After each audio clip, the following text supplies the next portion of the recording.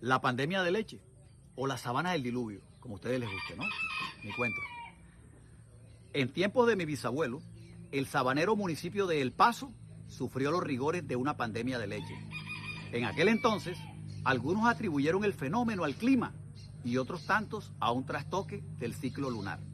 En todo caso, las ubres de las hembras de todas las especies se hincharon de un modo tan sobrenatural que las vacas desesperadas restregaban la rasquiña de sus tetas contra los árboles y todos vieron a las manatíes abandonar el río a plena luz del día para disputarse a los cerdos que ya no daban abasto para mamarlas a todas. Mi bisabuelo poseía tantas reses que éstas tardaban un día entero pasando del corral a los pastizales, de modo que las que apenas salían a comer se tropezaban con la romería de las que ya regresaban a dormir y el pasto apenas si tenía tiempo de volver a retoñar. Así que solo un hombre como él, acostumbrado a regatearle 5 centavos a una pobre vendedora de bollo limpio, no vio en la crisis, como el resto de la gente, una jugarreta del diablo, sino una nueva manera de llenar sus tinajas de plata. A partir de ese momento, no se le vio descansar un minuto al frente de las 3 jornadas de ordeño que estableció a madrugada, mediodía y tarde, y que los peones vaciaban en 2 piscinas de tamaño olímpico que mandó a construir. La idea era no tener que botar ni una gota de leche al río Ariguaní, porque Dios castigaba con rigor esos malos actos y, a pesar de todo, mi bisabuelo, como todos los paseros, era persona muy creyente.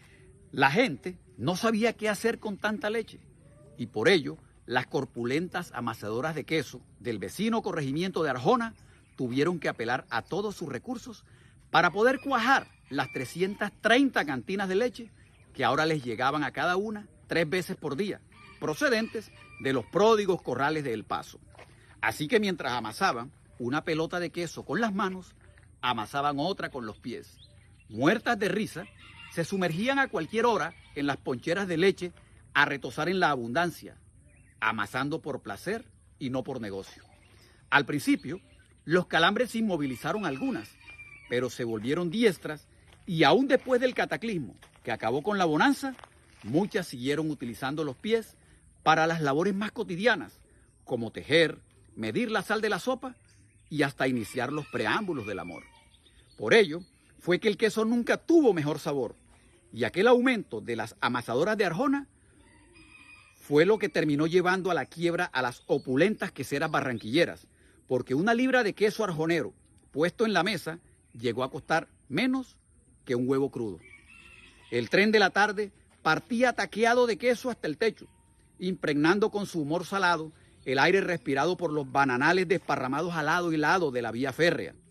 ¿Fue esa la verdadera causa de que desde entonces el banano caribe se impusiera en el mundo por su sabor? «Es como comer guineo con queso», exclamaba en su español trabajoso el gringo Mr. Herbert, mientras contaba sus bultos de plata en el puerto de Santa Marta. Fue entonces cuando decidió mi bisabuelo salirle adelante al negocio del suero. Hasta entonces, la fermentación se hacía en diminutos cocos de totumo perforados y solo para el consumo doméstico. Así que el hombre tomó aquel principio natural y lo amplificó, aplicando a su disposición de genio la confianza de jugador ganada en sus buenos negocios. Total, que una mañana el pueblo se despertó frente a una torre de madera tan alta que desde su pico podían vislumbrarse en las tardes despejadas el reguero de islas de la Ciénaga, con un orificio único en el techo, por el cual, ante una orden de mi bisabuelo, los peones de la finca comenzaron a rellenar con baldados de leche. 30.473 contabilizó mi bisabuelo, los cuales, a cálculo de buen empresario, debían rendir 68.400 galones de suero y más o menos 22.000 de suero blanco para desperdicio. No obstante, tan prodigioso invento fue el causante del primer dolor de cabeza, porque en la inauguración del primer embarque de suero, que logró colocarse en el exigente mercado francés, el peso de la carga desquició las tirantas de madera de la vía férrea, todavía verdes, y uno por uno, cual caminito de dominó, los 25 vagones impermeabilizados y esterilizados regaron su carga de 20.000 galones de suero en el cruce de la única calle de entrada al pueblo. El tractor, que valientemente intentó desenterrar al tren, terminó atollado y su motorista estuvo a punto de perecer ahogado en el barrial de suero que, cual hambrienta arena movediza, devoró todo lo que encontró en su camino, incluyendo la bendita torre. Por ello, los franceses aún continúan desconociendo las bondades gastronómicas del suero y el paso terminó bloqueado por su propia bonanza de leche. Las mujeres al principio pasaron desapercibidas dentro de la crisis. Simplemente agradecieron al cielo el novedoso prodigio y doblaron el turno de amamantar a sus niños. Pero cuando los senos empezaron a doler, tuvieron que organizar sus propias jornadas de autoordeño y acumular los sobrantes en la nevera. Ahora, no solo los bebés comían de ellas, sino toda la familia. El café con leche del desayuno tenía ahora un leve sabor a calostro y los jugos se espesaron cual malteada tropical. La necesidad hizo nacer en aquel momento una nueva profesión, los mamadores profesionales. Eran muchachos de lengua succionadora y estómago insaciable que por pocos pesos aliviaban al instante las presiones lácteas de cualquier seno adolorido. La nueva situación se prestó para despertar suspicacias entre los maridos celosos y más de una doña adúltera aprovechó la ocasión para alojar bajo el disfraz de mamador exclusivo a algún amante furtivo. Eliseo Campo, alcalde de entonces, cuyo prestigio electoral lo respaldaba el acto de haber decomisado las vacas de su propia madre por pastar sin permiso en la vía pública, intentó administrar con sus recursos de parranda el que ya era un problema público. Primero, hizo preparar un pañete de cemento en base de leche para decorar la fachada del Palacio Municipal y expidió un decreto que obligaba a hacer lo mismo con todas las casas del pueblo. Seremos la ciudad blanca del mundo, sentenció, admirando orgulloso su obra. Luego, ordenó vaciar el agua de los tanques del acueducto y llenarlos de leche. Lecheducto municipal, rezaba el nuevo letrero.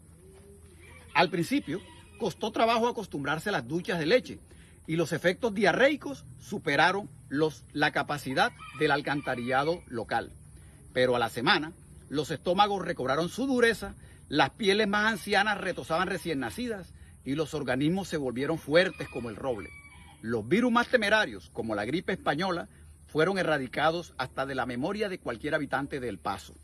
Tanto que ahora los médicos pasaban las tardes jugando dominó sobre la mesa de operaciones, sin nada más que hacer, mientras las vacas devoraban el terciopelo rojo de las cortinas de la sala de espera.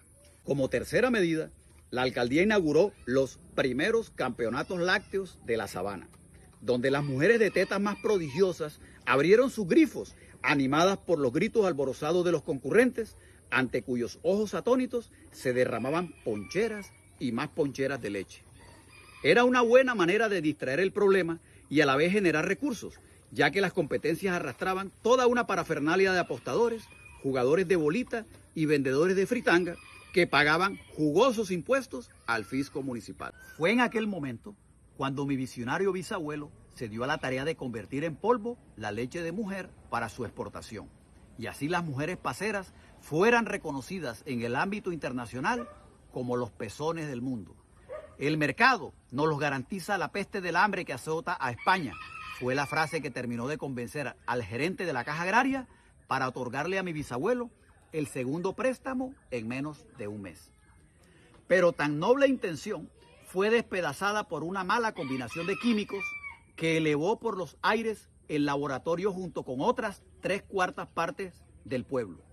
80.000 toneladas de leche en proceso de cuajado se elevaron por los cielos en una explosión de apocalipsis.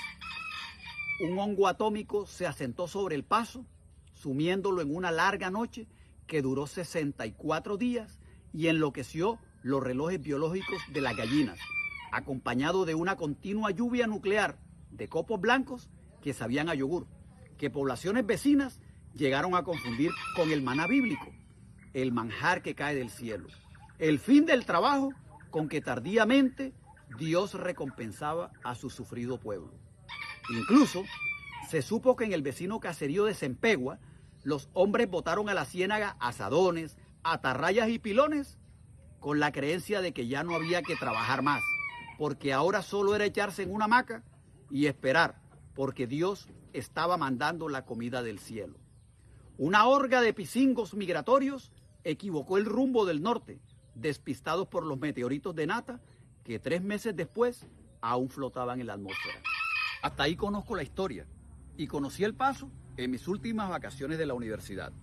La ruta fue abandonada por las flotas, que ahora desvían por la nueva carretera troncal por la que tuve que lanzarme de la chiva en marcha con mi morral al hombro, cuyo conductor no recordaba haber trasladado a un ser viviente hasta allí hacía tiempo.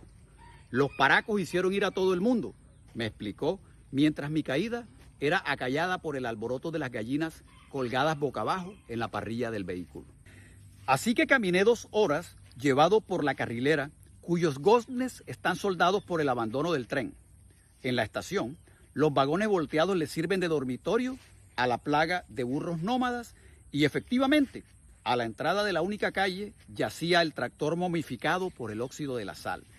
Del montículo de harina le sobresalen una llanta trasera y el timón, sobre el cual los niños juegan a la nave espacial. Las casas están pintadas de colores y el pueblo mismo parece una pintura suspendida en el paisaje.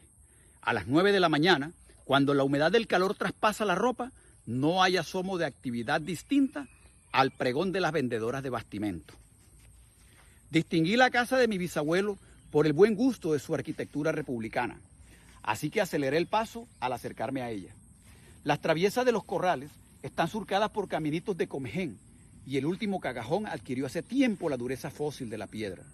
Las piscinas, en las que mi abuelo tomaba sus baños matinales de leche, están forradas por una nata verde, por la cual se asoma de vez en cuando la trompa curiosa de una babilla.